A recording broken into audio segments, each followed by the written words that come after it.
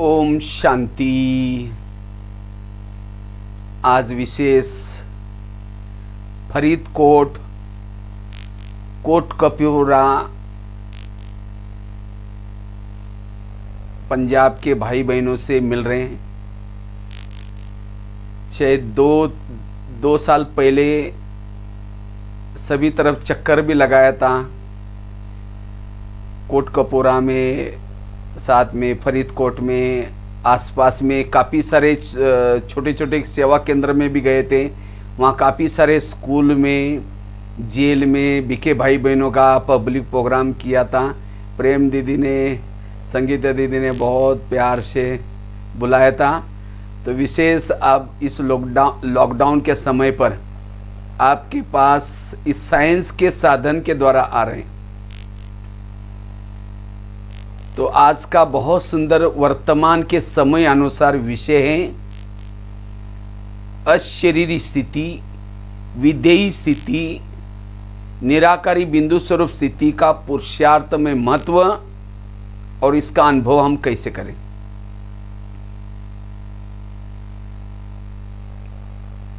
अशरीरी स्थिति, विधेयी स्थिति, आत्माभिमानी स्थिति, इन सब का हमारे पुरुषार्थ में कितना महत्व है और हमें कैसे उसको अनुभव करें, बहुत महत्व का विषय है।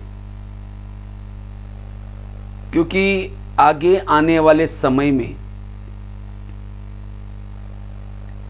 हमें अनेक प्रकार की समस्या आएगी।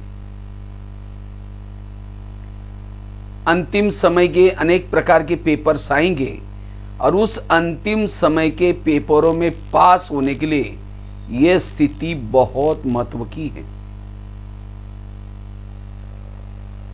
अशरीरी स्थिति, विधेयी स्थिति, निराकारी स्थिति, इस स्थिति का महत्व है क्योंकि इसी के द्वारा ही हम विभिन्न प्रकार के पेपरों में पास हो जाएंगे। इसीलिए विशेष हमें इस स्थिति का अभ्यास करना है, अनुभव करना है।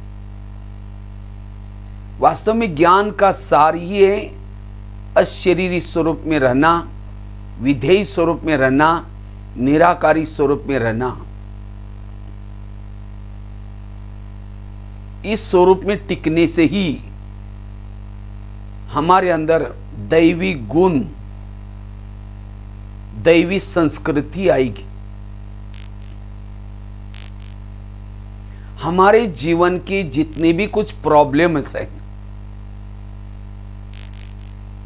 उन सभी प्रॉब्लम का जड़ है देह का भान। देह का भान सभी समस्याओं की जड़ है। आज हर एक के जीवन में विभिन्न प्रकार की समस्या है।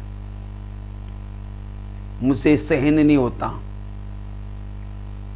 गुस्सा आता है, मेरा योग नहीं लगता, मेरे पुराने संस्कार जागृत हो जाते हैं, दूसरे की कमियां दिखती है, मन भटकता है, फीलिंग आती है,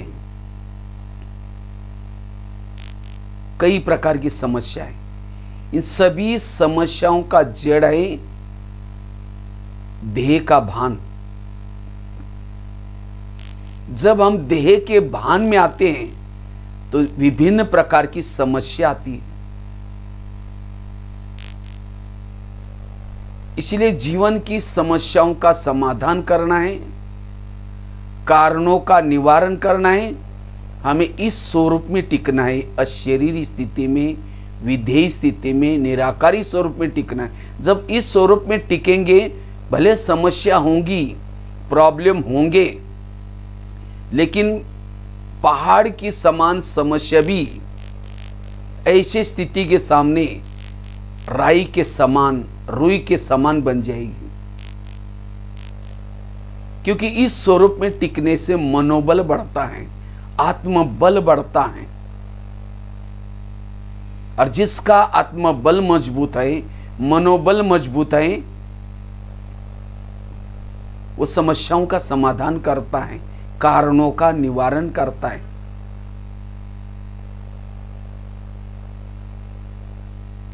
और इस स्वरूप में टिकने से ही हमारे पास दैवी गुण ऑटोमेटिकली आएंगे। दैवी गुणों का, संस्कृति का कोई पुरुषार्थ नहीं किया जाता है। पुरुषार्थ है अशरीरी बनने का, आत्माभिमानी बनने का, विधेय स्थिति में रहने का। और इस पुरुषार्थ के प्रतिफल है ये दैवी गुण और शक्तियां। जैसे बीज बोने के बाद बीज को फल लगते हैं। बीज बोया ही नहीं, पानी डाला ही नहीं, फल लगेंगे कहां से? इसी तरह मैंने अशरीरी का अनुभव किया नहीं, अभ्यास किया नहीं, विधेयी स्थिति में रहने का पुरुषार्थ किया ही नहीं, निराकारी स्वरूप में टिकने का पुरुषार्थ किया ही नहीं, तो हमारे जीवन रूपी वृक्ष में, हमारे जीवन में ये सहन शक्ति, धैर्यता, सत्यता, ये वैल्यूज कहां से आएंगे?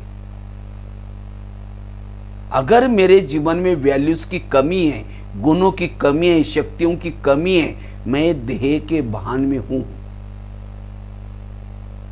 इसलिए मुझे यह अभ्यास करना पड़ेगा। मुझे लगता है यहां आते ही पहला लेसन हमने यही सीखा था, मैं आत्मा हूं। ये सीखा था, सिर्फ सुना था, लेकिन बीच का जो बाबा ने और सारे लेसन पढ़ाए, समय का लेसन, चक्र का ज्ञान, ड्रामा का ज्ञान, जो हुआ सब अच्छा हुआ, जो आगे होने वाला सब अच्छा होगा, ड्रामा रिपीट है, कर्म गति, ये सारा ज्ञान सुनाया है इस स्वरूप में टिकने के लिए, अनुभव करने के लिए। अब इतना दिन हमने सारा विस्तार सुना तो भी इस स्वरूप में नहीं टिके। ये ज्ञान केवल सुनने तक रहा, प्रैक्टिकल में जीवन में नहीं लाया। जो बीच के ज्ञान को विस्तार में अपने जीवन में लाता है, धारणा में लाता है, वो ऑटोमेटिकली ये स्वरूप बन जाता है। और अंत में हमारा यही स्वरूप दिखना चाहिए, आना चाहिए, अनुभव होना चाहिए। और क्योंकि इसी स्वरूप से हम विभिन्न प्रकार की समस्याओं का समाधान कर सकेंगे, कारणों का निवारण कर सकेंगे। इस स्वरूप में टिकने वाला अशरीरी, विधेयी, निराकार, वो कभी भी क्वेश्चन नहीं करेगा। No question, no correction, no quotation, no opposition. मन चुप रहेगा।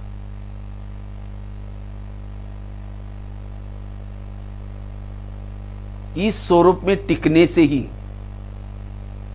चारों ओर वाइब्रेशन अच्छे फैलेंगे, वायुमंडल अच्छा फैलेगा। इसलिए कृष्ण अर्जुन को कहता है, हे अर्जुन, हे पार्थ, तुम अब सूर्य बनो, सूर्य। तो अब हमारी भी अंतिम समय ये सूर्य वाली स्थिति, अशरीरी स्थिति, विधेय स्थिति, ये बहुत जरूरी है। इससे हम विकर्म से बच सकते हैं। इस स्वरूप में टिकने से हमारे से कोई भूले नहीं होगी, विकर्म नहीं होंगे। इतना ही नहीं, हमने जन्म जन्मांतर से, जाने अनजाने से जो विकर्म किए वो भस्म हो जाएंगे, कम हो जाएंगे। क्योंकि इस स्वरूप में एकाग्रता आती है। आकाश के चंद्रमा को पानी में देखना है तो पानी स्थिर चाहिए। इसी तरह इस स्वरूप में टिकने से हमारा मन एकाग्र होता है। एकाग्र मन में हम आत्मदर्शन कर सकते हैं। आत्मदर्शन, एकाग्र मन में हम परमात्मा को देख सकते हैं, अनुभव कर सकते हैं। जब इस स्वरूप में हम टिकते हैं, हमें कोई भी प्रकार का डर नहीं लगेगा। क्योंकि अंतिम समय का, विनाश का वो दृश्य देखने के लिए निर्भय वाली स्थिति चाहिए। इस स्वरूप में टिकने से पता चलेगा कि आत्मा कभी मरती नहीं है, अजर अमर अविनाशी है। ना डर होगा ना भय होगा।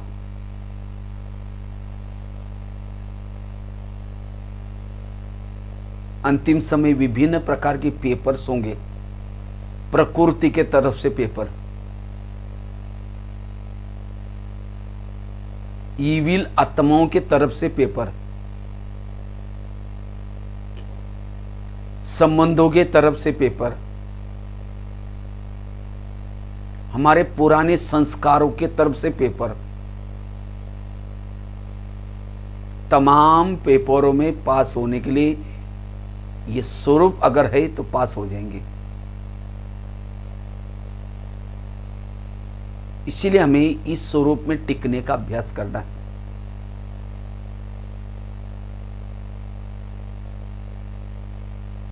जब हम इस स्वरूप में टिकते हैं, मूल हमारा स्वरूप है, मूल हम आए थे इस स्वरूप से आए थे। इस स्वरूप में टिकने से हमारे अंदर आत्मा के जो ओरिजिनल गुण है, शांत स्वरूप, आनंद स्वरूप, शक्ति स्वरूप, पवित्र स्वरूप, ये 7 स्वरूप जागृत होते हैं, अनुभव होते हैं। और जो इस 7 स्वरूपों का अनुभव करता है वो सत्तो प्रधान अपने आप बनता है। सत्तो प्रधान वो वायुमंडल को भी सत्तो प्रधान बनाता है।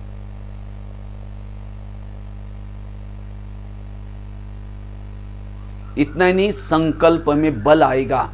इस स्वरूप में टिक करके जो संकल्प करेगा वो सिद्ध होगा। सत्यु का पूरा कारोबार संकल्प से चलता है, प्रकृति संकल्प से चलती है। जो भी सारा कारोबार, किसी को बुलाना है, संकल्प किया वो आ जाता है।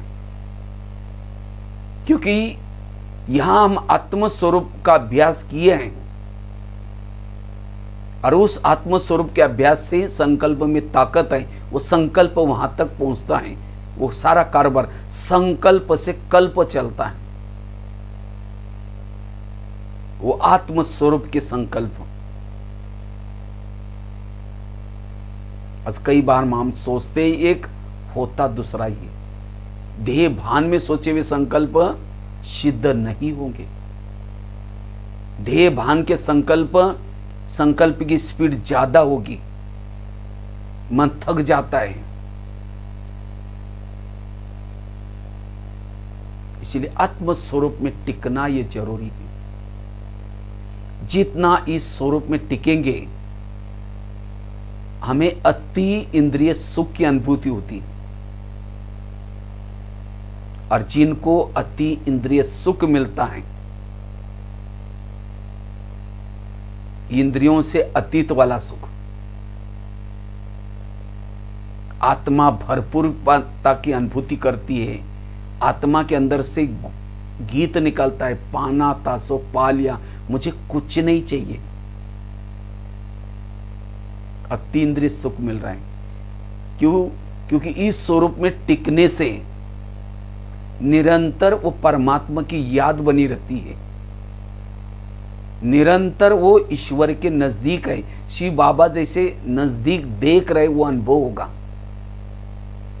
जब हम खुद आत्मा हूं भूल जाते हैं, खुदा भूल जाता है।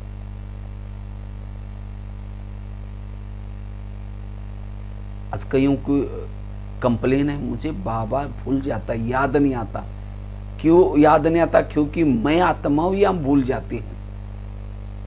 इस स्वरूप से बाबा को देखो तो बाबा दिखाई पड़ेगा, बाबा के पास काफी समय बैठ सकेंगे। बाबा ने एक मुरली में बहुत अच्छी बात कही थी। बाबा ने कहा कि बच्चे, तुम्हारे साथ मेरा प्यार है, और उस प्यार की खातिर मैंने अपना रूप बदला। क्योंकि बाबा येवर प्योर निराकारी स्वरूप में सदा रहने वाला, लेकिन हमारे प्यार के खातिर बाबा ने अपना वो रूप बदल दिया। साकार ब्रह्मा में साकार दुनिया में आया प्यार की खातिर, और अपने यहाँ की भाषाओं में सारा ज्ञान बाबा ने, सृष्टि चक्र का ज्ञान, समय का ज्ञान, अब घर जाना है, तुम पहले क्या थे, क्या बने, कैसे सत्युग में दे, सब ज्ञान हमें बाबा ने प्यार के खातिर दिया। ज्ञान का डमरू बजा बजा करके अगम निगम के सारे भेद खोले प्यार से। अब कहता है मैंने इतना सारा सब कुछ दिया, अब तुम्हारा मेरे साथ प्यार है तो तुम भी अपना रूप बदलो। वैसे तो ओरिजिनल तुम्हारा देह, साकारी रूप तुम्हारा ओरिजिनल नहीं है, इसको बदलो और मेरे जैसा निराकार स्वरूप, आत्म स्वरूप बन करके मेरे पास ऊपर आओ और वहां घंटों तक बैठो। अगर तुम वहां मेरे पास बैठते हैं तो मैं समझूंगा कि तुम्हारा मेरे साथ प्यार है। अगर प्यार नहीं है तो जहां प्यार है वहां बुद्धि जाती है। बुद्धि बार बार नीचे क्यों आती है? क्योंकि यहां की और बात तो ज्ञान को समझा ही नहीं अभी तक। लेकिन बाबा ने कहा कई बच्चे बाबा को उस स्वरूप में देखना चाहते हैं लेकिन खुद साकारी है, निराकारी नहीं बने, इसीलिए वहां टिक ही नहीं सकते, फिर दिल शिकस्त हो जाते। बाबा ये आया था हमारी बुद्धि का योग ऊपर लटकाने के लिए आया था। इसलिए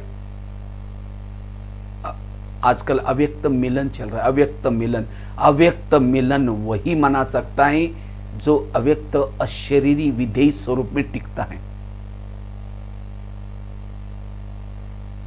इसलिए अपने आत्म स्वरूप में टिकना, और इस स्वरूप में टिकने से ही हमारे संस्कारों में, व्यवहारों में परिवर्तन दिखाई पड़ेगा। पर परिवर्तन का आधार है ये स्वरूप में टिकना।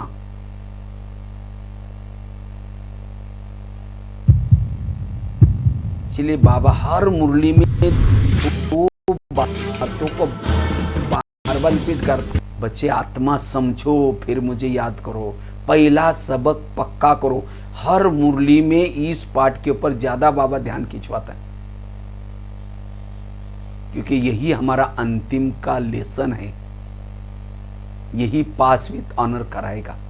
समय अनुसार चेक करो क्या मैं 1 सेकंड में अशरीरी बनता हूं। इसके लिए कितनी बाबा ने ड्रिल्स अलग अलग कराई इस स्वरूप में टिकने के लिए।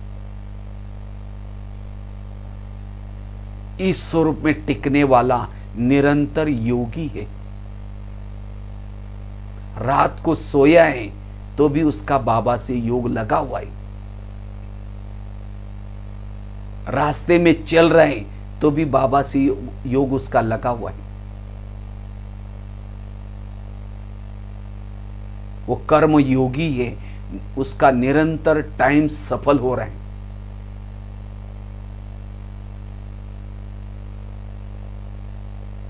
कई कहते मुझे पुरुषार्थ के लिए टाइम ही नहीं मिलता। किसको नहीं मिलता? जो देह के भान में रहते हैं, भले योग में बैठा है तो भी उसका योग नहीं लगा हुआ है। इसीलिए बाबा कहते बच्चे इस स्वरूप में टिको। ये स्वरूप में टिकना ये है हमारी एवर रेडी की स्थिति। एवर रेडी, बाबा कहते बच्चे तुम एवर रेडी बने हो। एवर रेडी किसको कहेंगे? जो अशरीरी स्थिति में रहता है, निराकारी स्वरूप में टिकता है, वो है एवर रेडी। इसी स्वरूप से भी हमारे कर्मातीत स्थिति बनेगी, कर्मेंद्रिय जीत बनेगी। हमारे 2 लक्ष्य हैं, एक है संगम का लक्ष्य, दूसरा है सत्युग का लक्ष्य। संगम का लक्ष्य है अशरीरी बनना, विधेयी बनना, बीजरूप बिंदु स्वरूप बनना, आत्माभिमानी बनना। ये हमारा संगम का लक्ष्य है। और सत्युग का लक्ष्य है देवता बनना, ऊंच पद प्राप्त करना,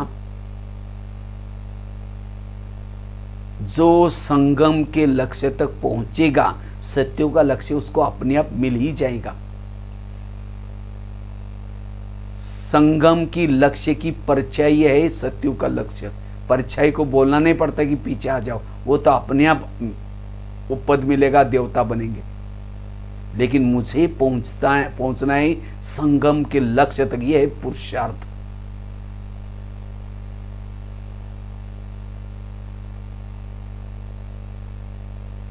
इसलिए वर्तमान समय, हमें जो ये समय मिला है इस स्वरूप में टिकने के लिए,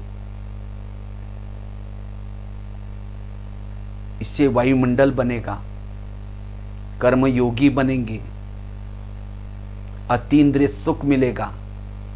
इतना ही नहीं, हमारे आत्मा के अंदर जो विकारों के अंश है वो अंश के वंश खत्म हो जाएंगे, जिसको बाबा कहते हैं ज्वाला स्वरूप योग। जब हम इस स्वरूप में टिकते हैं, शिव बाबा को देखते हैं, तब हमारी ज्वाला स्वरूप स्थिति बनती है।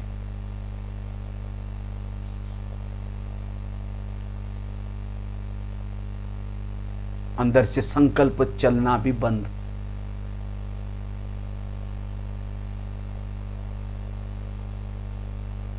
इसीलिए हमें इस स्वरूप में टिकना है। डीप साइलेंस की अनुभूति हो जाती, और साइलेंस में सारी शक्तियां समाई हुई है, सारे गुण समाये हुए हैं।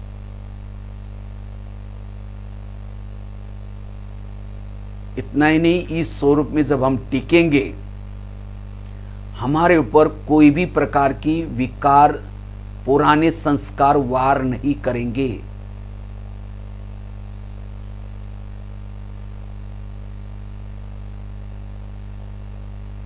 जैसे राम रावण का युद्ध चलता है, राम रावण का एक सिर काटता है, फिर दूसरा काटता है, रावण नहीं मरता।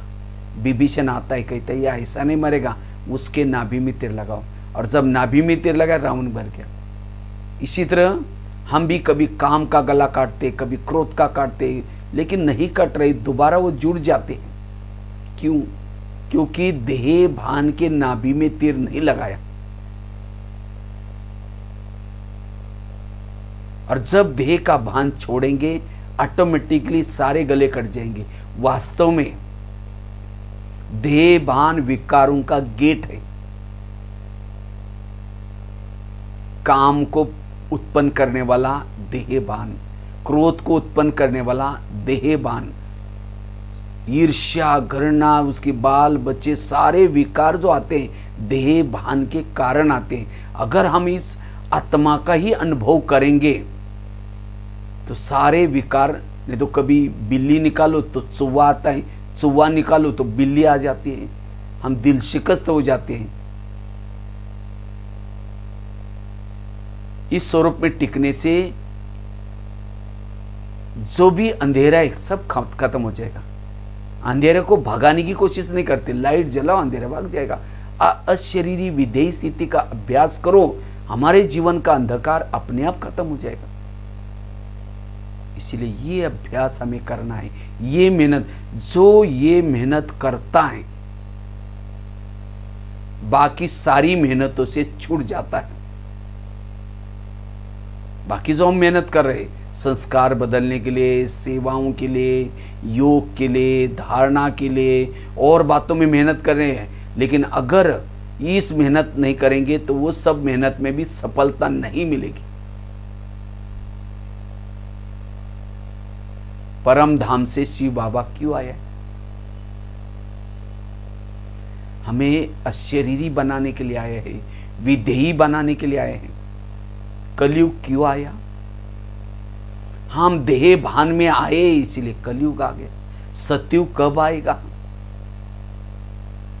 जब हम अशरीरी विधेयी बनेंगे तो सतयुग आएगा।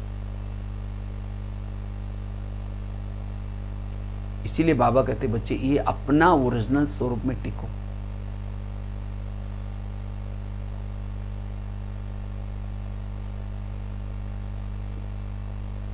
जैसे रावण जब सीता के पास आता है, वो माचिस जला करके तिल्ली रख देते हैं। जब तिल्ली जलाते तो रावण उसको टच में नहीं करता। इसी तरह हम रावण के दुनिया में रहते हैं। इस रावण की दुनिया की बातों से बचने के लिए, विकारों से बचने के लिए, ये हमारी भ्रुकुटी में आत्मा की तिल्ली सदा जलती रहे।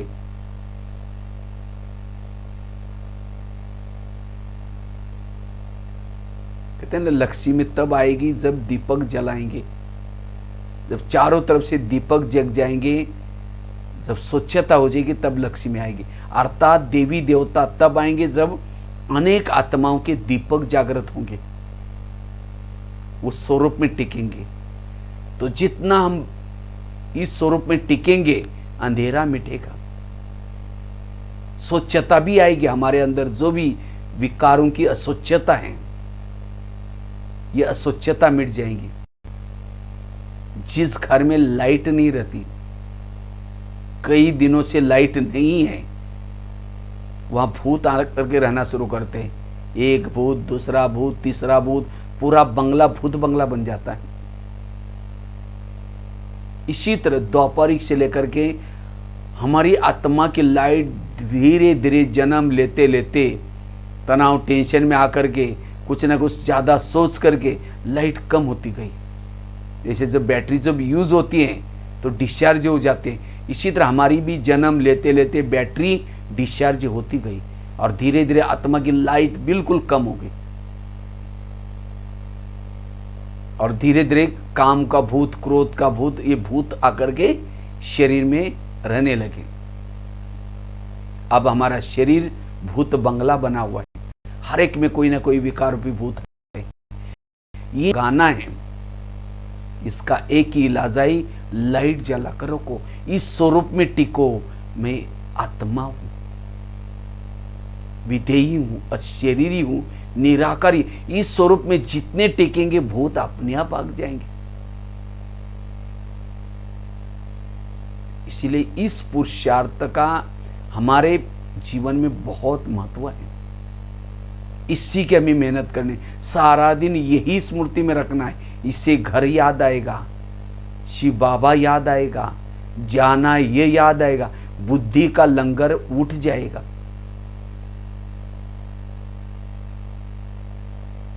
इंद्रियों जीत बनेंगी।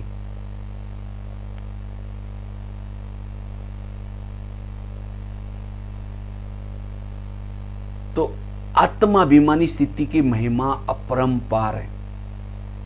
इस अशरीरी स्थिति की महिमा अपरंपार है। जैसे कोई बिल्डिंग बनाते हैं, फाउंडेशन मजबूत होता है, जितना फाउंडेशन मजबूत उतनी बिल्डिंग मजबूत। इसी तरह हमें भी अपने पुरुषार्थ रूपी फाउंडेशन को मजबूत करना है।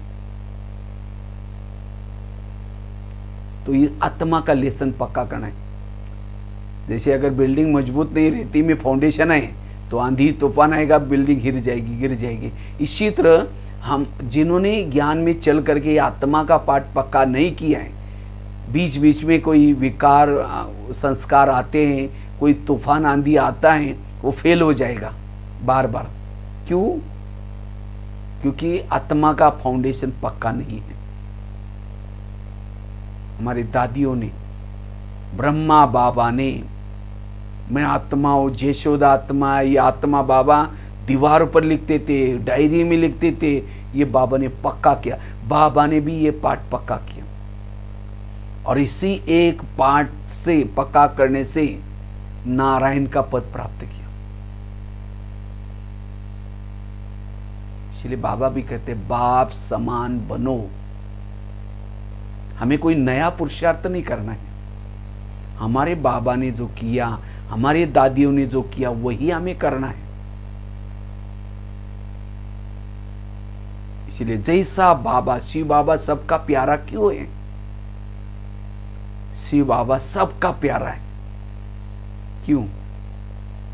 क्योंकि वो निराकारी स्वरूप में टिकता है, वो निराकारी स्वरूप में रहता है। इसी तरह जितना जितना हम इस स्वरूप में टिकेंगे, हम सबके प्यारे बन जाएंगे। से न्यारा उतना सबका प्यारा। देह भान में आकर वो प्यार नहीं होगा, न्यारे बनकर के प्यार करना। इसीलिए बाबा कहते बच्चे ये टिको, क्योंकि इस स्वरूप में टिकने से, जैसे बाबा शांति का सागर है कि वो निराकारी स्वरूप में टिकता है, रहता है। बाबा दया का सागर है, दया करता है। वो क्षमा का सागर है, आप कार्य करने वाले के ऊपर भी उपकार करता है। ये बाबा का गायन है, क्योंकि वो निराकारी स्वरूप में टिकता है। हम लोगों ने कितना अपकार किया बाबा के ऊपर, गाली दी, कुत्ते में बिल्ली में कहा, लेकिन बाबा ने फिर भी हमारी अपकार किया। इसी तरह हमारा भी कोई बुरा करे, कुछ भी करे, तो भी उसकी बातें मुझे फीलिंग में ना आए, मेरी वृत्ति में न रहे, उसके लिए वो ये स्वरूप चाहिए। में कुछ अलग होता है, भूलते नहीं हम, पढ़ते तो ओम शांति करेंगे, लेकिन आगे वाला समझता है इसने तो ओम शांति ठीक नहीं किया, क्योंकि वृत्ति में है।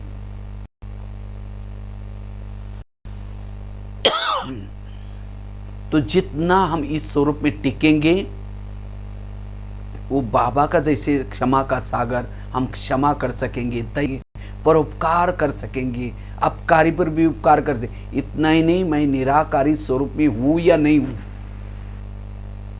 उसकी निशानी, उसको किसी के भी दोष दिखाई नहीं पड़ेंगे।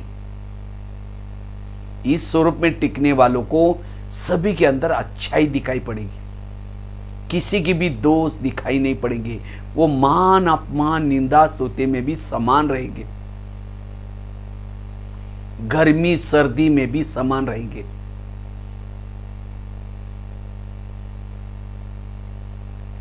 इस स्वरूप में टिकने से इतनी महिमा है। लेकिन इस स्वरूप का हम अभ्यास कैसे करें, उसके ऊपर चर्चा करते हैं। अगर मैं कितना घंटा तक भी इसके बारे में, इसका महत्व सुनाता रहूं, आत्माभिमानी स्थिति की महिमा अपरंपार।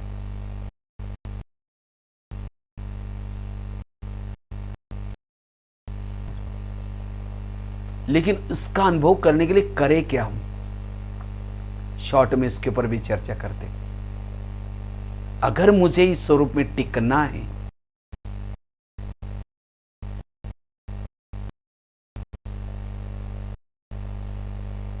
सबसे संकल्प कम, जितना हमारे संकल्प कम चलेंगे, पॉजिटिव चलेंगे, समर्थ चलेंगे, उतनी यह स्थिति आएगी। इसलिए हम क्या करते हैं, जब योग में बैठे तो हम ही सोचते हैं मेरा निराकार स्वरूप अशरीरी स्थिति रहे, लेकिन नहीं रहती। केवल योग में बैठते समय हमें नहीं करना, लेकिन सारा दिन जो हमें बाबा ने ड्रामा का ज्ञान, कर्मों का ज्ञान, जो हुआ चाहिए सारा ज्ञान दिया है, ये ज्ञान को हमें अप्लाई करना पड़ेगा। अप्लाई करके सारा दिन संकल्प को बचाने पड़ेंगे, तब जाकर के जब योग में बैठेंगे ये स्वरूप अनुभव कर सकेंगे। सारा दिन निगेटिव सोचा है, विरस सोचा, इसने ऐसा किया वैसा किया, मन भारी हो गया। भारी मन ऊपर नहीं जा सकता। मन में चलने वाले नेगेटिव विचारों का प्रभाव बुद्धि के ऊपर भी होता है। बुद्धि एक नेत्र है, ये बुद्धि का नेत्र परमात्मा को देखता है, परम धाम को देखता है, अपना आत्म स्वरूप को भी अनुभव करता है। लेकिन कौन सा बुद्धि का नेत्र? जो बुद्धि क्लीन है और क्लियर है। धूल वाले आईने के सामने खड़े रहो, चेहरा दिख। इसी तरह सारा दिन निगेटिव जिसने सोचा है, विरस सोचा है, और वो योग में बैठेगा, वो आत्म स्वरूप, वो परमात्मा का वो स्वरूप, वो परम धाम वो नजर नहीं आएगा। तो फिर बुद्धि भटकेगी, मन भी भटकेगा। जिसके संकल्प कम, समर्थ चलते, उसकी ऊर्जा बसते, उसी ऊर्जा का नाम है आत्मा, अशरीरी स्थिति, विदेह स्थिति। इसीलिए बाबा ने कितना विस्तार में कर्मों का ज्ञान, ड्रामा का ज्ञान, जो हुआ चाहिए सारा ज्ञान बताया, ताकि मेरा मन चुप रहे, कोई क्वेश्चन ना आए।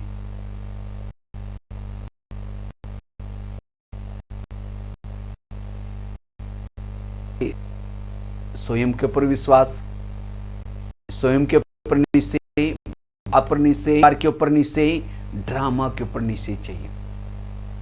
अगर इसमें से कोई भी निश्चय कम है तो स्थिति निराकारी अशरीरी नहीं बनेगी।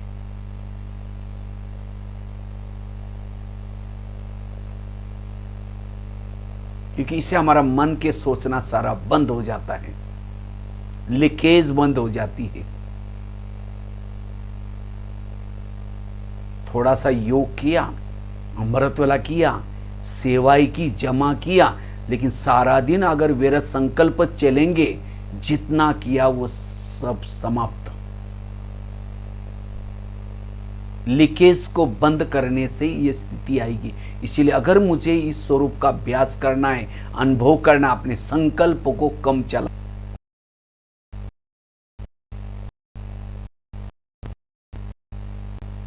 आएगी, बातें आएगी। ऐसे नहीं कि हम दुनिया से कोई किनारा करना है, सब में रहना, लेकिन ज्ञान को अप्लाई करना है तुरंत। समझो चलते चलते किसी ने गाली दी, अब उस समय संकल्प चलेंगे, तुरंत उसको पॉजिटिव बना दो। गाली नहीं दी, मेरे पर गुलाब का फूल डाल दिया, देगा भगत बन करके रोज मेरे मूर्ति के ऊपर फूल डालेगा। जब योग में बैठेंगे, बाबा को, बाबा आपका धन्यवाद, आपने बहुत अच्छा भगत भेजा था, फूल डाल के गया, आपका बहुत बहुत धन्यवाद। मन चुप, और ही खुशी होगी। गाली देने वालों के लिए दुआएं निकलेगी, उसको आने के बाद उसके लिए संकल्प नहीं चलेंगे, सहन शक्ति आएगी। किसी ने परचिंतन किया, किसी ने आकर के बता रही, तुम्हारा टॉपिक निकाल करके 2-4 लोगों ने बहुत बुराई कर रहे थे, तुरंत संकल्प चलना शुरू हो जाते, अच्छा मैंने क्या बिगाड़ा था, क्या क्या किया होगा, और किसको सुनाया होगा, तमाम संकल्प तुरंत पॉजिटिव लो। पर चिंतन नहीं किया, मेरा कीर्तन भजन गाया। कीर्तन भजन में 2-4 जन इकट्ठे होते, एक जन टाल बजाता है, एक जन गाता है, ढोल बजाता है, 2-4 जन सुनते हैं, उसको कहते हैं कीर्तन भजन।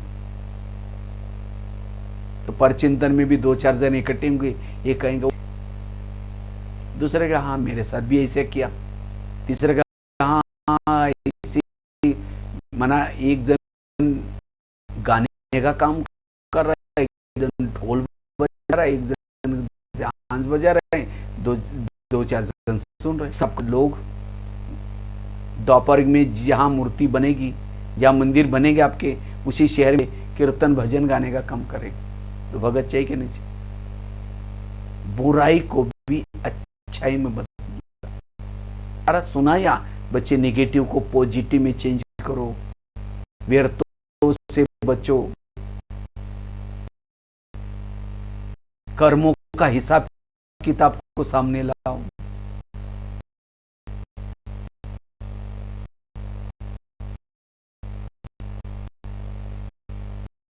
कई कहते मैं इसके रास्ते में कभी जाता नहीं, मैंने इसका बुरा कुछ किया नहीं, फिर भी ये मेरे साथ ऐसा क्यों करता है। संकल्प चलना शुरू हो जाते हैं। कई तो कहते ये ज्ञानी है तो भी ऐसा करता है, जन्म में समझ के आ जाने क्या होगा।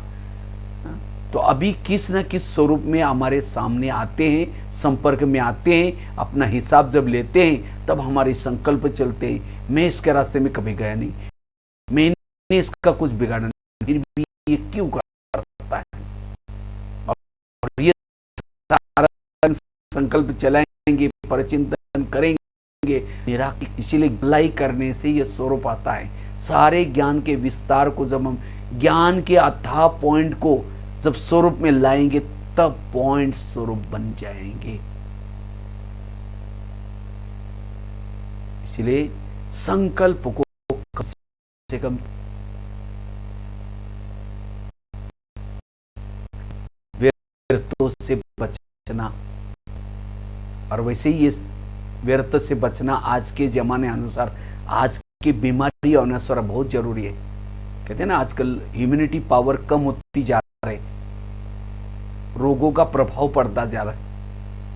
आजकल कोरोना का चल रहा है, हमें डरना नहीं है, घबराना नहीं है, संकल्प नहीं चलाना है। जितना संकल्प चलाएंगे, निगेटिव सोचेंगे, मेरा क्या होगा, मेरे बच्चों का क्या होगा। ये समस्या केवल मेरे सामने नहीं आई, विश्व की सभी के सामने आई। इसीलिए मुझे अपने संकल्प को समर्थ बनाना है। जितना समर्थ सोचेंगे, पॉजिटिव सोचेंगे, बीमारियों से भी बच जाएंगे, निर्भय बनेंगे। इसलिए संकल्प को जितना बचाएंगे उतना ये स्वरूप आएगा।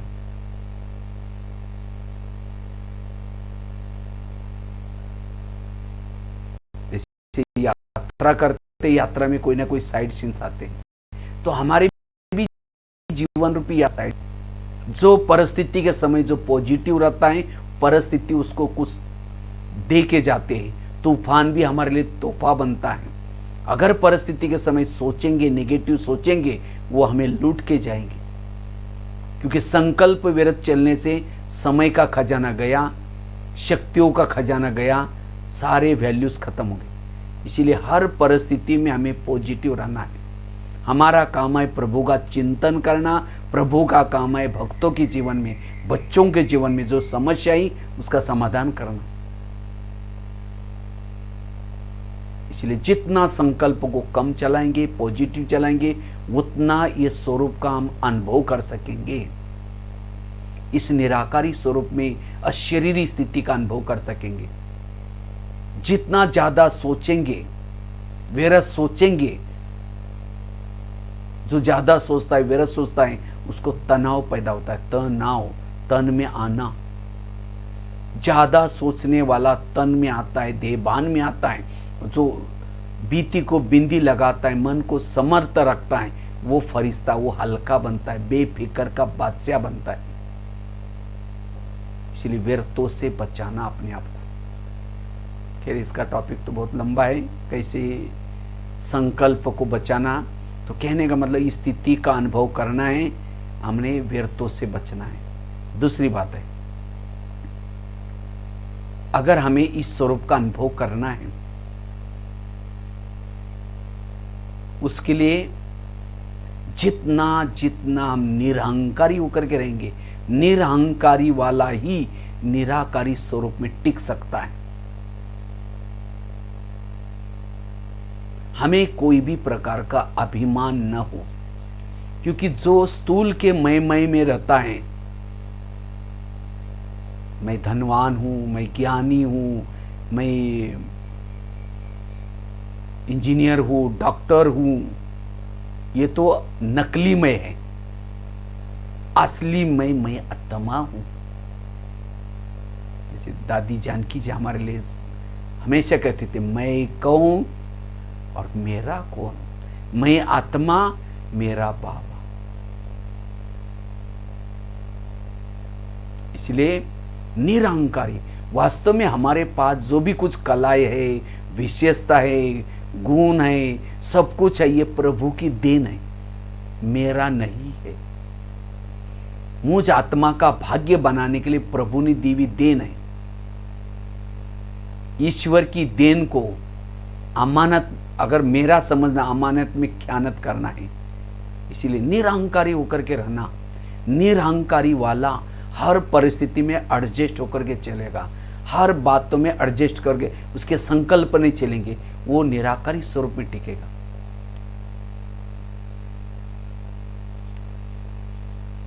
इसलिए ब्रह्मा बाबा ने शरीर छोड़ने से पूर्व 3 बातों का मंत्र पका करके गए, बच्चे निराकारी बनो, निर्विकारी बनो, निरहंकारी बनो। जैसे इस ज्ञान मार्ग में चलते सफलता मिलती है, नामाचार होता है, उतना अभिमान बढ़ने की संभावना है, अभिमान आने की संभावना है। इस अभिमान सूक्ष्म को समझना है, और जितना इस मईपन को छोड़ करके बाबा कराता है, बाबा ने कराया है, मैं आत्मा हूं, बाबा करा रहा है, बस ये रहे, तब निराकारी स्वरूप रहेगा, तब विधेयी स्थिति रहेगी। और ये मुझे पूछा ही नहीं, मैंने इतना सहयोग किया था, मैंने ये किया था, ये पूछ पूछ की पूछ। जिसको ये पूछ पूछ की पूछ है, वो स्वरूप में कैसा टिकेगा? उसको वही बातें याद है कि मुझे तो पूछा ही नहीं। इसलिए दिखाते ना, पांडव पहाड़ी पर गए, विजय तो बने कौरव के पर, लेकिन लास्ट में वो हार गए थे। किसे हार गए थे? अभिमान से हार गए थे। द्रौपदी हार गई थी, लगाव था। नकुल गिर गया, बुद्धि का अभिमान था। सहदेव गिर गया, सहयोग करने का अभिमान था। भीम गिर गया, गदा युद्ध का अभिमान था। अर्जुन, जिन्होंने अक्षिणी सेना को मारा, वो भी हार गया था। वो ये भूल गया कि कृष्ण की शक्ति मेरे साथ में है। वो सोचे कि मेरे तीर के कारण ये विजय बना। केवल कुत्ता और युधिष्ठिर स्वर्ग में गए। कुत्ता मतलब कोई प्रैक्टिकल कुत्ते की बात नहीं, युधिष्ठिर में ईमानदारी थी, कोई अभिमान नहीं था, युद्ध में स्थिर था। इसलिए अगर मेरा यह स्वरूप नहीं रहता, जरूर मुझे कुछ ना कुछ अभिमान है।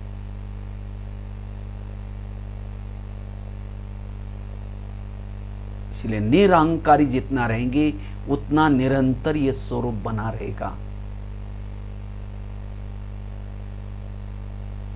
इसलिए निरहंकारी बनना है। मैंपन का एक पूछ है, और पूछ वाले लोग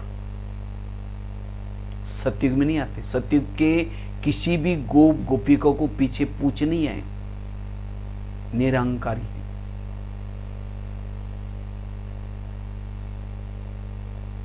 त्रेता में चले जाते, त्रेता में सबको पूछ वाले हैं, दिखाते शास्त्र में। इसलिए निरहंकारी और निराकारी स्वरूप टिके रहेगा। दो बातें। तीसरी है, जितनी जितनी हमारे पास पवित्रता की गहरी धारणा है, पवित्रता की धारणा, पवित्रता केवल ब्रह्मचर्य की बात नहीं, मनसा वाचा कर्मणा पवित्रता। कई है पवित्र, ज्ञान में चले, ब्रह्मचारी का पालन किए, लेकिन उनका चेहरा देखो तो मरा पड़ा हुआ। स्थूल में ब्रह्मचारी का पालन किए, लेकिन निगेटिव सोच रहे, वेरस सोच रहे। ब्रह्मचारी अर्थात शिव बाबा ने ब्रह्मा के द्वारा जो आचरण दिया उसका पालन करना, उसको कहेंगे ब्रह्मचारी। तो जितनी पवित्रता है, कहने की जरूरत नहीं मैं आत्मा हूं, मैं निराकारी स्वरूप का हूं, कहने की जरूरत नहीं। वो स्वरूप हमेशा जगा रहेगा। अगर मेरा ये स्वरूप निरंतर जागृत नहीं है, पवित्रता की कई कमी है। और माया ने तो आजकल ऐसे साधन बनाए आपकी पवित्रता की गिफ्ट चोरने के लिए। इसलिए संभलना है अपने आप को, पवित्रता की ऊर्जा को बचाना है। जितनी पवित्रता उतनी आत्मा की लाइट दूर दूर तक फैलती है। एक होता है जीरो बल्ब, दूसरा होता है एक तो उससे भी पहले होता है एक टिमने बंद चालू मतलब होता रहता है, वो ज्यादा यूज नहीं आता, दिखावटी के लिए केवल। दूसरा होता है जीरो, तीसरा होता है 40 का, 60 का, 100 का, मरकुरी का। तो चेक करना है मैं कौन सा बल्ब हूं। विश्व पर राज्य करना है, मेरी आत्मा की लाइट विश्व तक फैलनी चाहिए। वोरा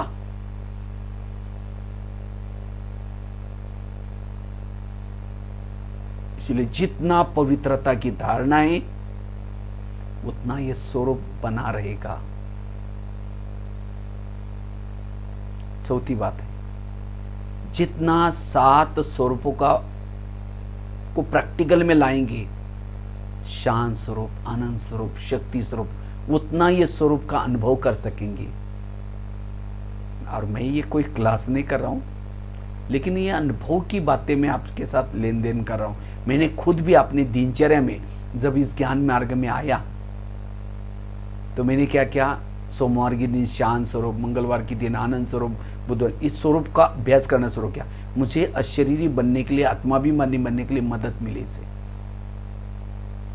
जनवरी महीना होता है तो हम साइलेंस में रहते हैं, एक गुण को अपनाते हैं तो तुरंत हमारा वो अशरीरी का, विधेय स्थिति का थोड़ा अनुभव होना शुरू हो जाता है। अगर इसको रोज हम अपनाएंगे, क्यों ना हमें वो स्वरूप का अनुभव होगा। इसलिए 7 स्वरूपों के अभ्यास से अनुभव होगा। 5वीं बात है, पहली बात है, अगर मुझे अशरीरी, विधेयी, बिंदु स्वरूप, बीजरूप स्वरूप की अनुभूति करनी है, उसके लिए संकल्पों को बचाना है। दूसरी बात बताई, निरहंकारी होकर के रहना है। मेरे अंदर अभिमान है, अगर मुझे कोई बातों की फीलिंग आती है, अभिमान है। निरहंकारी बनना है। निरहंकारी, निराकारी स्वरूप में टिक सकता है, भ्रुकुटी के आसन पर बैठ सकता है। सबसे महत्व का आसन है भ्रुकुटी आसन। जो संगम युग में इस आसन पर बैठता है उसको बाबा का तकत मिलता है। वो शिव बाबा का प्रिय बनेगा, वो सबका प्रिय बनेगा, क्योंकि आत्माभिमानी वालों में रहने वाले से भूले नहीं होगी और उसको ही भविष्य का भी आसन मिलेगा। बाकी मेरा सब कोई चेयर खींचे, कुछ भी करे, लेकिन मेरा ये भ्रुकुटी का आसन कोई नहीं चाहिए। सब कुछ जाने दो, लेकिन अपने संकल्प को नहीं चलाना। इसलिए मुझे इस स्वरूप में टिकना है, निरहंकारी। तीसरी बात बताई, अगर मुझे इस स्वरूप में टिकना है, पवित्रता की धारणा। चौथी बात बताई, अगर मुझे इस स्वरूप में टिकना है, अनुभव करना है, 7 स्वरूपों का अभ्यास। 5वीं बात है, अगर मुझे इस स्वरूप का अभ्यास करना है, अनुभव करना है, 100 मानों में टिकना है। जितना 100 मानों में रहेंगे, 100 मान से अंतरिक्ष शक्तियां जागृत होते, ये स्वरूप का अनुभव हम कर सकेंगे। इसलिए 100 मानों के अभ्यास, 100 मान तो बाबा ने बहुत सारे दिए। जितना 100 मानों में रहेंगे, अंतरिक्ष शक्तियां जागृत हो जाती है। इसलिए 100 मानों के अभ्यास। 6ठी बात है, 4 सब्जेक्ट को रोज अपने दिनचर्या में अपनाना।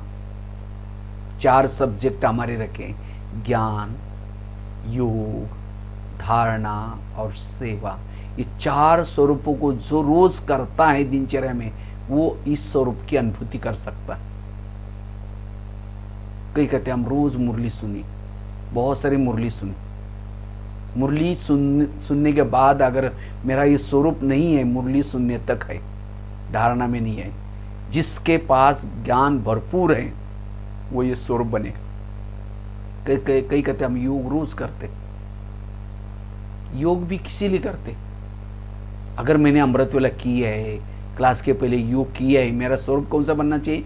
वो अशरीरी का स्वरूप, आत्मा का स्वरूप। नहीं किया, अगर नहीं बने तो इसका मतलब योग तो किया था, शरीर बैठा था, मन बुद्धि नहीं बैठी थी। जिसका योग का सब्जेक्ट अच्छा है वो स्वरूप में टिकता है। कई कहते मैं बाहर का भोजन नहीं खाता हूँ, धारणा बहुत अच्छी है। धारणा है तो निराकार स्वरूप रहना चाहिए। अगर नहीं है, वो धारणा केवल दिखावटी है, असली धारणा नहीं है। सेवा, सेवा भी किसी लिए करते, दुआएं लेने के लिए। सेवा करने के बाद भी ये स्वरूप नहीं है, सेवा भी केवल नाम मान स्यान के लिए है, असली दुआएं वाली सेवा नहीं। ये 4 सब्जेक्ट का सारा ही निराकारी स्वरूप, विधेयी स्थिति। 4 सब्जेक्ट को रोज अपने दिनचर्या में अपनाने से हमारा ये स्वरूप बनेगा।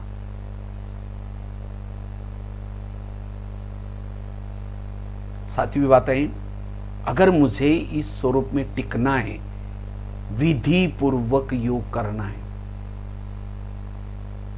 विधि पूर्वक, जैसे मोबाइल को चार्ज करते हैं, प्लग के पास लाकर रखेंगे, दोनों तारे डालेंगे, स्विच चालू करेंगे तो मोबाइल चार्जिंग होता है। मोबाइल चार्ज नहीं होता, चार्ज बैटरी होती है।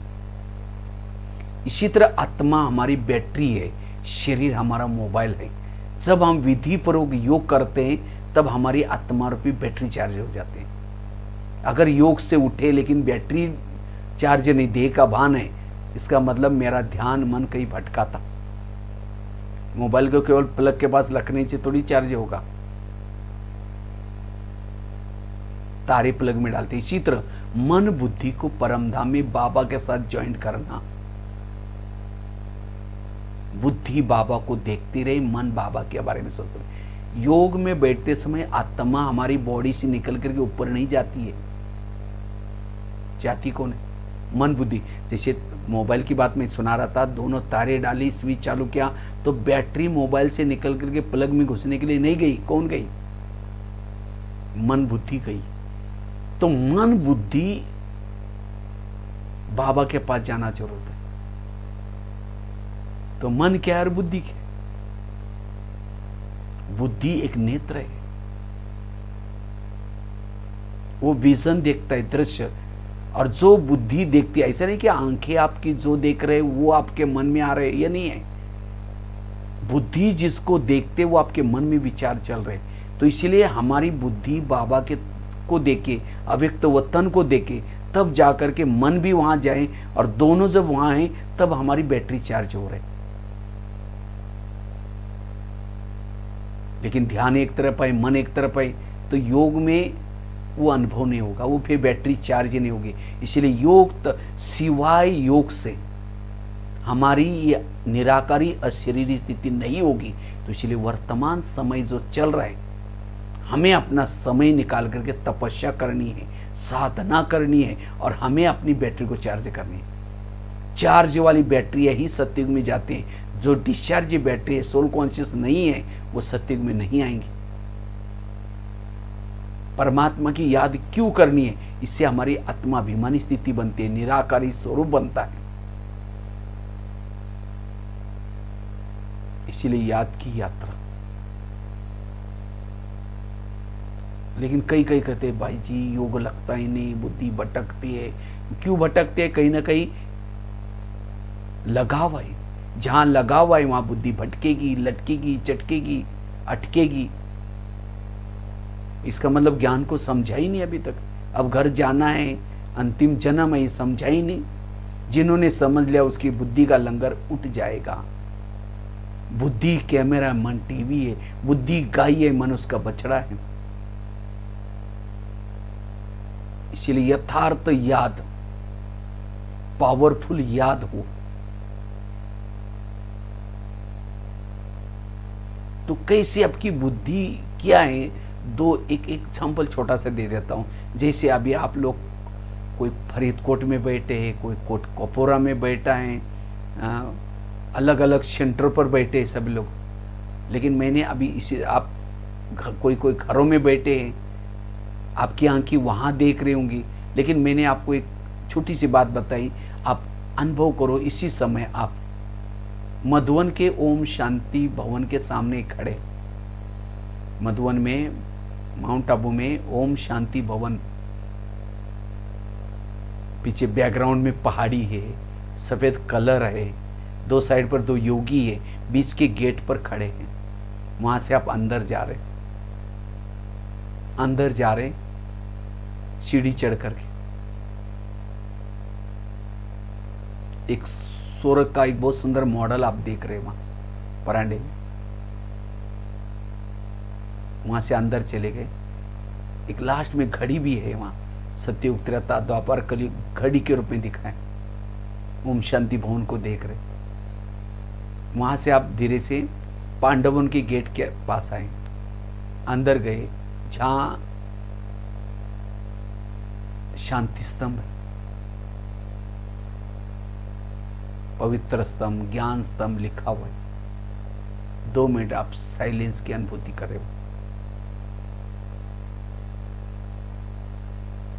वहां से आप बाबा की झोपड़ी की तरफ जा रहे हैं। झोपड़ी की तरफ सामने एक झूला भी है। वहां से आप धीरे धीरे बाबा के रूम में गए, जहां नीला सा ट्रांसलाइट लगा हुआ है, एक खटिया रखे, बाबा की रेस्ट रूम थी वो। वहां का एक फोटो भी है, बाबा बनियान पर बैठे हैं, एक खटिया पर बैठे वो फोटो भी है, देखा हूं। तो वहां अनुभव कर रहे, बाबा से आप मिल रहे।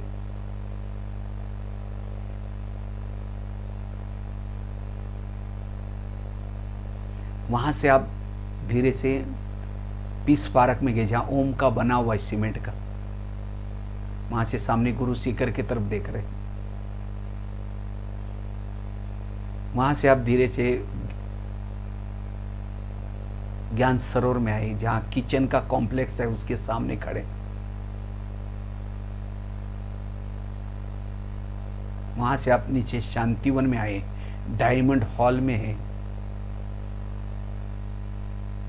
स्टेज पर बाबा का विशाल वो फोटो देख रहे।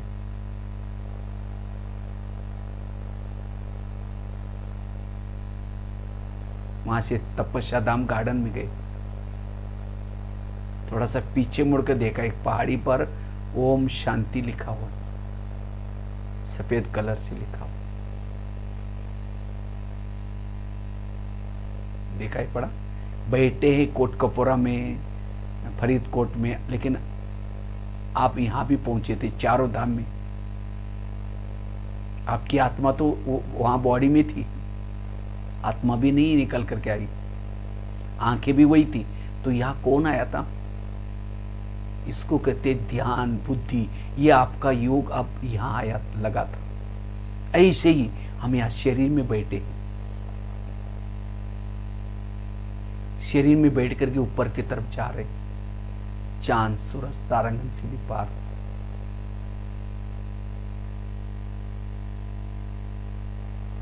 अव्यक्त वतन, जो लाइट की दुनिया है,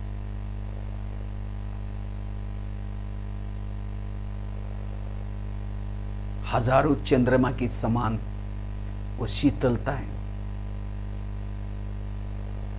जिसमें फरिश्तों का राजा ब्रह्मा बाबा बैठा है। जैसे मैं नीचे से जाती हूं, बाबा उठ करके खड़े हो।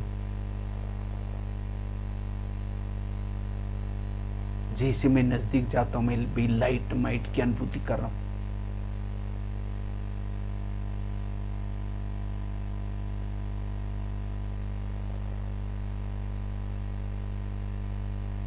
बाबा दृष्टि दे रहे।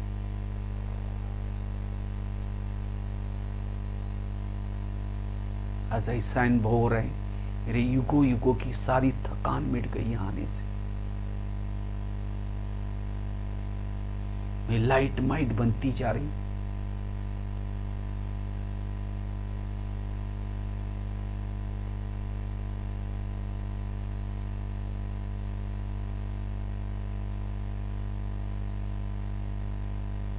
हमें धीरे धीरे ऊपर की तरफ जा रही, मूल वतन की तरफ जा रही।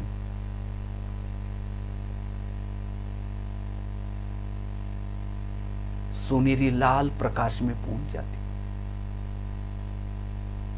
यहां जाते ही जैसे मैं चार्ज हो रही हूं, बिल्कुल ऊपर की तरफ जा रही हूं, जहां ज्ञान सूर्य बैठा, शिव बाबा हजारों सूर्य से भी शक्तिशाली। जैसे मैं बाबा के सानिध्य में जाती हूं, मैं ऊर्जावान बनती जा रही हूं। मेरे अंदर की सारी नेगेटिव एनर्जी समाप्त हो गई।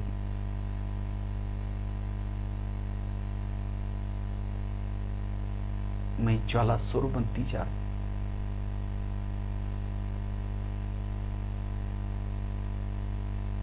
अपलक होकर के बुद्धि के द्वारा निहार रही हूं बाबा को। जिस बाबा को देखने के लिए मेरे युगों से आंखें तरस रही थी,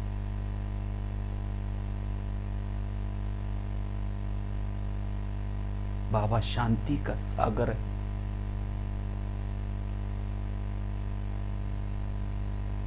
मैं शांत स्वरूप की अनुभूति करती जा रही हूं। शक्ति का सागर है, शक्ति स्वरूप की अनुभूति कर रही हूं।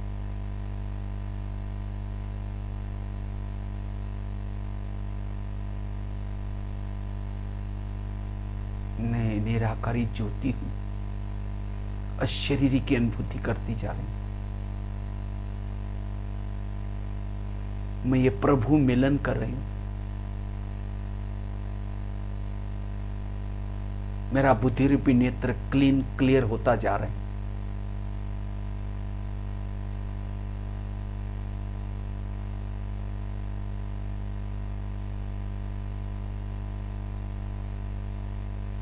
मैं डीप साइलेंस की अनुभूति कर रही हूं। अति इंद्रिय सुख की अनुभूति हो रही। अब मुझे कुछ नहीं चाहिए।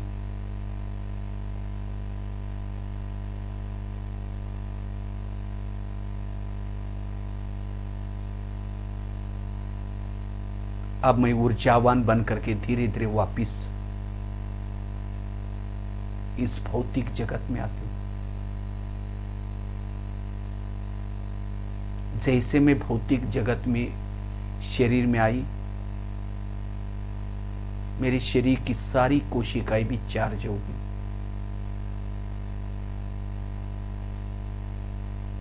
अब इस ऊर्जाओं को मैं विश्व में फैलाऊंगी।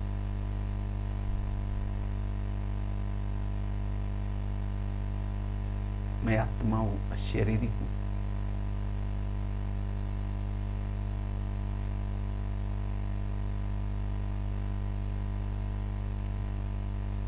ओम शांति। तो देखो गए कैसे धीरे धीरे ऊपर की तरफ। इसी तरह ऐसा जब हम योग करते हैं, वो योग करके जब आएंगे तो सारा दिन हमारी वो स्थिति रहेगी।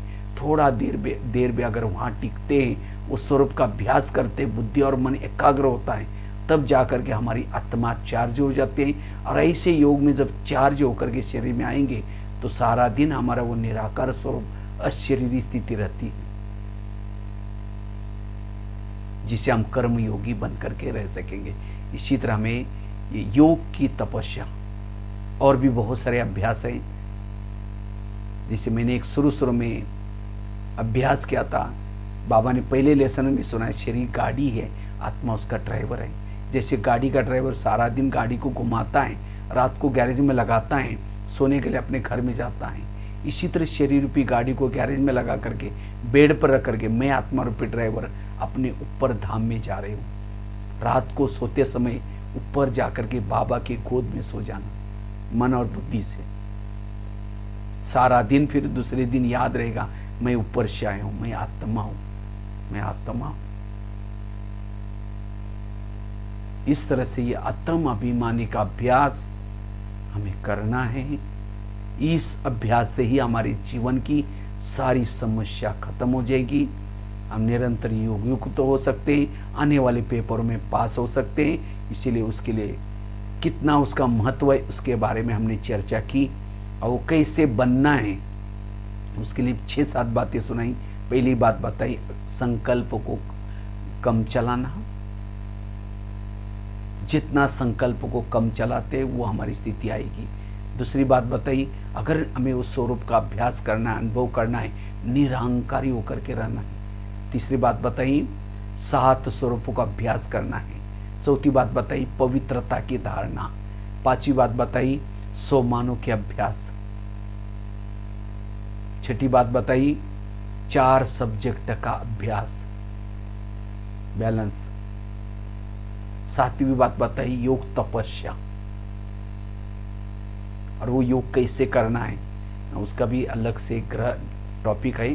हमें योग यथार्थ कैसा करना है, अगर योग जो भी हमारा, एक तो अमृत वेला का योग, आत्मिक स्थिति मेरी सारा दिन बनी रहे, अगर सवेरे सवेरे 3 चीजें आप करेंगे दिनचर्या में, एक अमृत वेला अच्छी तरह, दूसरा क्लास के पहले योग, और तीसरा ईश्वरीय महावाक्य, ये 3 चीजें सवेरे सवेरे आपका मनोबल को बढ़ाएंगी और उससे सारा दिन आत्मिक स्थिति रहेगी।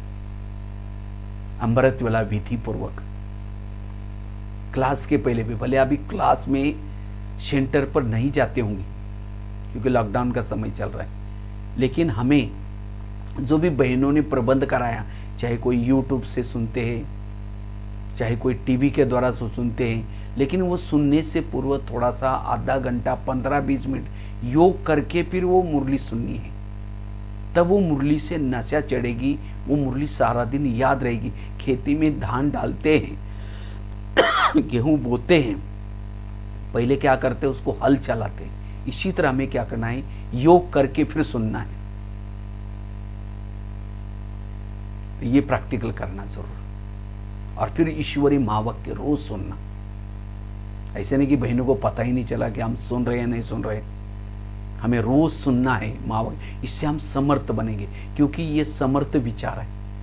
जो मुरली है, श्रीमत है, हमें समर्थ बनाने के लिए, पॉजिटिव बनाने के लिए, ऊर्जावान बनाने के लिए।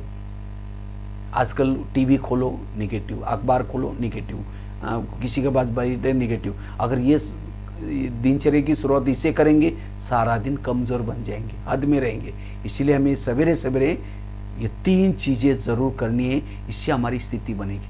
और ये भी नहीं समझना बहुत अच्छा है, फिर अभी तो आगे तो सेंटर में जाने की जरूरत क्या है, लेकिन नहीं, ये तो मजबूरी के लिए साधन मिला हुआ है। लेकिन जैसा माहौल ठीक हो जाएगा, फिर से हमें दोबारा सेंटर पर जाना है, और ज़रूर हमें क्या करना है, फिर संगठन में जा कर के बातें सुननी है। इससे और शक्तिशाली बनेंगे, मजबूत बनेंगे। तो ये 3 चीज़ें भी आपको शक्तिशाली बनाएंगे। तो इस तरह से, वैसे तो आप रहते हैं पंजाब में तो कहते हैं पंजाब का शेर, तो वैसे शक्तिशाली है। और आपको तो दीदी भी मिले, प्रेम दीदी, बड़ी स्नेह प्यार भी है और शक्ति भी है, संगीता दीदी भी। तो आप लोग तो बहुत अच्छा पुरुषार्थ कर रहे हैं, फिर भी और भी करते रहेंगे। और जितना 20 नाखूनों का इस 2020 में जोर लगाएंगे, तो और भी आप अच्छी तरह ज्ञान लाभ कर सकेंगे। और खास एक आत्मा का लेसन और याद की यात्रा, ये अभी इस लॉकडाउन के दरमियान हमें ये 2 बातों पर अच्छी तरह ध्यान देना है, और संपन्न और संपूर्ण बनना है, कमी कमजोरी को निकालना है। ठीक है, इसी के साथ बहुत बहुत धन्यवाद जो हमें सेवा का मौका दिया, और भी फिर कभी आते रहेंगे। कुछ तो सेंटर्स बाकी है, दीदी ने कहा, एक तो मुक्तसर, और भी कोई कुछ सेंटर्स बाकी है, उसके लिए हमने बोला था। खास बहन जी ने कहा था कि अगले साल, लेकिन पिछले साल थोड़ा बिजी रहे, नहीं आ पाए, तो फिर देखेंगे कभी जब ठीक होगा तो आएंगे। तो बाकी आप लोग ज़रूर अपनी स्थिति को अच्छे बनाएंगे, और साथ में हेल्दी वेल्दी और हैप्पी रहेंगे। लास्ट में 2 मिनट थोड़ा सा बाबा को याद करके पूरा करेंगे। सभी कमर सीधी करके बैठेंगे।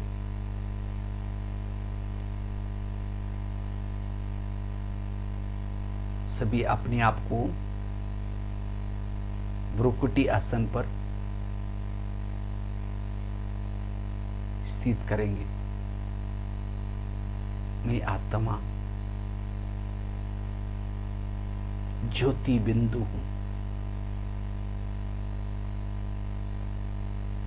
दोनों भ्रुकुटी के बीच में निवास करती हूं।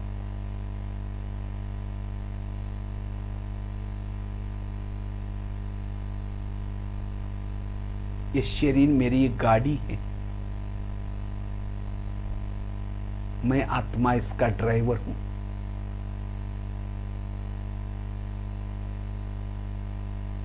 ये शरीर मेरा एक मंदिर है, मैं आत्मा इसमें मूर्ति हूं।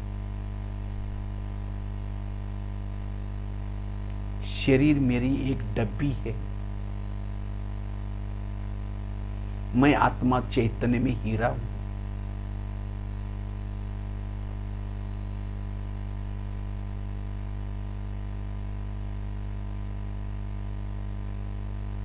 अब मेरी रिटर्न जर्नी है, मैंने इस धरती पर आकर के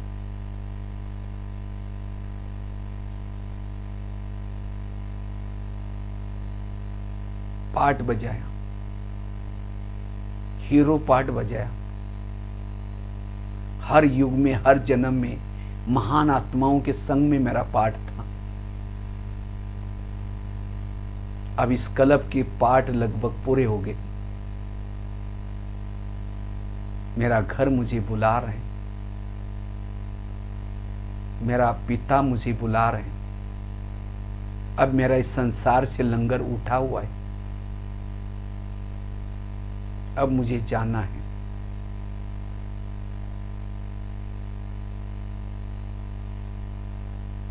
अब मैं बुद्धि के द्वारा परम धाम में जा रही हूं।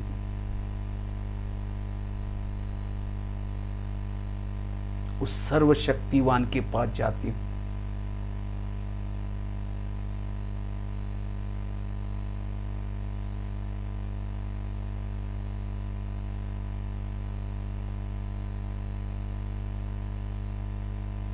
अपलक उसको देख रही हूं।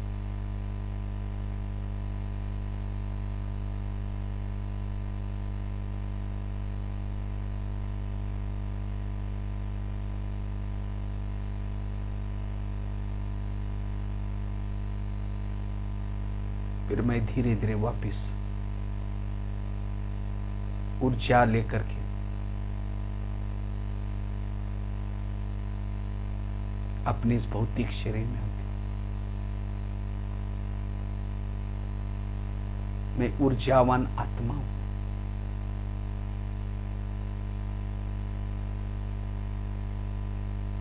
ज्ञान चंद्रमा हूं। उस सर्वशक्तिवान ज्ञान सूर्य की किरणें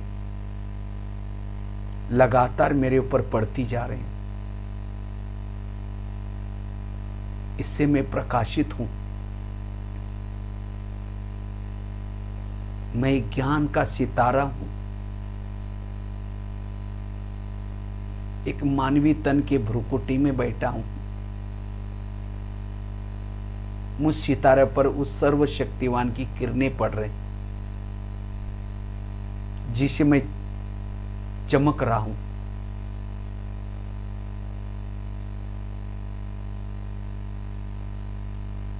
मैं आत्मा हूं।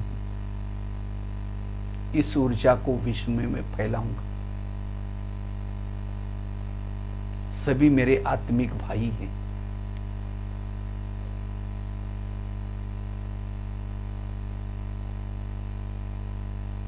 ओम शांति शांति शांति।